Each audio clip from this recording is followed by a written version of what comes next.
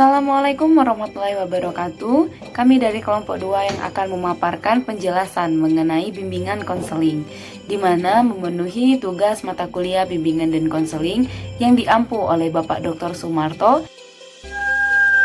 Adapun anggota kelompok 2 yaitu yang pertama Ipo Nopindah, dan yang kedua yaitu Mustika Alputri, yang ketiga yaitu Tia Maya Noprianti, dan yang keempat yaitu Zaskia Herawati. Adapun topik pembahasan yaitu tentang pengertian bimbingan konseling, persamaan dan perbedaan bimbingan konseling, dan ruang lingkup bimbingan konseling. Assalamualaikum warahmatullahi wabarakatuh. Baiklah, di video saya kali ini saya akan menjelaskan pengertian bimbingan dan konseling. Yang pertama, menurut Dr. Muhammad Surya 1986, bimbingan dan konseling merupakan pemberian bantuan yang terus-menerus secara sistematis dari pembimbing dalam pemahaman diri. Yang kedua, menurut Prayitno dan Erman Anti, bimbingan konseling merupakan pemberian bantuan dari pembimbing guna mengembangkan kemampuan dirinya sendiri dan dapat dikembangkan berdasarkan norma-norma yang berlaku. Yang ketiga, menurut Peraturan Pemerintah Nomor 29 Tahun 1990 tentang Pendidikan Menengah, bimbingan konseling merupakan bantuan yang diberikan kepada peserta didik dalam rangka menemukan pribadi, mengenal lingkungan, dan merencanakan masa depan. Singkatnya, bimbingan konseling merupakan proses pemberian bantuan yang diberikan pembimbing secara terus-menerus kepada individu atau sekumpulan individu untuk mengatasi permasalahan yang muncul guna melakukan penyelesaian diri terhadap lingkungannya dan mencapai kesejahteraan hidupnya. Assalamualaikum warahmatullahi wabarakatuh. Saya Ipo Nopindah dengan NIM 2571004 akan membahas topik berikutnya, yaitu mengenai persamaan dan perbedaan dari bimbingan dan konseling. Yang pertama, kita akan membahas mengenai persamaannya terlebih dahulu, yaitu persamaannya terletak pada tujuan yang hendak dicapai, yaitu sama-sama diterapkan dalam program persekolahan, mendirikan individu, dan sama-sama mengikuti norma-norma yang berlaku di lingkungan masyarakat tempat kedua kegiatan itu diselenggarakan. Selanjutnya yaitu perbedaan dari bimbingan dan konseling. Kalau bimbingan yaitu banyak bersangkut paut dengan usaha pemberian informasi dan kegiatan pengumpulan data, serta dapat dilakukan oleh orang tua ataupun orang dewasa lainnya.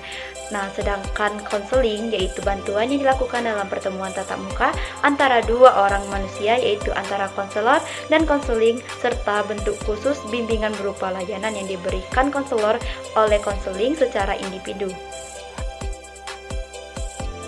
Assalamualaikum warahmatullahi wabarakatuh. Perkenalkan, nama saya Mustika Alputri dengan NIM 2057107 dari Prodi Tadris Matematika.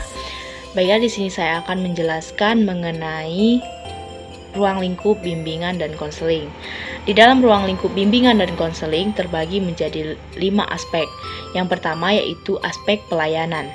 Aspek pelayanan dalam melaksanakan tugas-tugas dan kewajibannya, konselor menjadi pelayan bagi pencapaian tujuan pendidikan secara menyeluruh. Hal ini terkait dengan pelayanan pendidikan, misalnya pelayanan pada bidang kurikulum, pengajaran, administrasi dan kepemimpinan, dan juga bidang kesiswaan. Yang selanjutnya yaitu dari segi fungsi bimbingan dan konseling. Dari segi fungsi bimbingan dan konseling ini terbagi menjadi 4 fungsi. Nah, fungsi-fungsi ini memberikan kemudahan dalam tindakan atau proses konseling oleh konselor.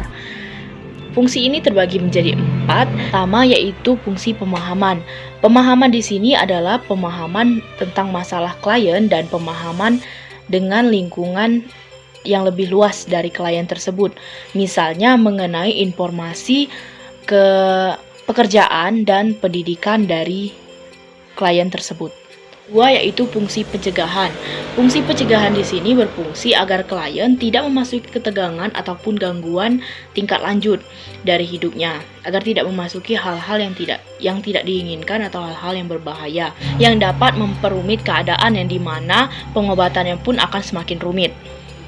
Selanjutnya yaitu yang ketiga, fungsi pengentasan. Dalam bimbingan dan konseling, konselor bukan ditugaskan untuk mengental dengan menggunakan unsur-unsur fisik yang di luar dari diri konseling. Tetapi konselor ini mengental dengan menggunakan kekuatan-kekuatan yang ada dalam diri klien itu sendiri.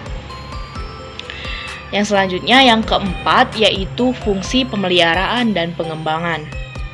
Fungsi pemeliharaan yaitu berarti memelihara segala hal yang baik yang ada pada diri individu, baik hal yang merupakan pembawaan maupun hasil dari pengembangan yang telah dicapai selama ini.